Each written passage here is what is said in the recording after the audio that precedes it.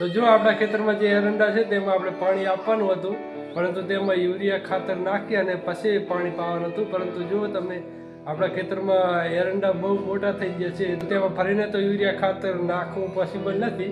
જો આપણે એક જુગાડ કર્યો છે મસ્ત મજાનો, તેમાં આપણે યુરિયા ખાતર નાખી દઈએ એટલે આખા જે એરંડા છે તેમાં પાણી સાથે યુરિયા ખાતર જતું રહે.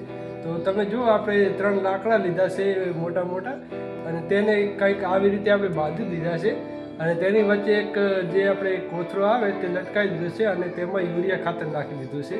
તો આપણે જ્યાં ધોરિયો રહ્યો તેમાં પાણીના પ્રવાહ સાથે ત્યાં જે કોથળો લટકાવેલો રહ્યો તેમાં આપણે યુરિયા ખાતર નાખ્યું છે, એટલે તે પાણીના પ્રવાહ સાથે ઓગળી અને એરંડામાં જતું રહેશે. એટલે આપણે એરંડામાં જઈને યુરિયા ખાતર છાંટવાની કોઈ જરૂર નથી. આવી રીતે એક જુગાડ કરી અને આપણે યુરિયા ખાતર એરંડામાં નાખી શકીએ છીએ. આપણે આવો કંઈક જુગાડ કર્યો છે એરંડામાં યુરિયા ખાતર નાખવા માટેનો.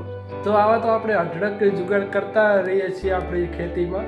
આવા અનેક જુગાડ જોવા માટે આપણી ચેનલ સબસ્ક્રાઈબ કરી નાખજો. અને જો તમને આ જુગાડ પસંદ આવ્યો હોય તો વિડીયોને લાઈક કરી દેજો અને બીજા ખેડૂતો સાથે શેર કરી દેજો, જેથી તે ખેડૂતો પણ આવો જુગાડ કરી શકે. તો બસ આજની વિડીયોમાં આટલું જ. મળી જલ્દી બીજા વિડીયોમાં બીજા નવા જુગાડ સાથે. જય હિન્દ, જય ભારત.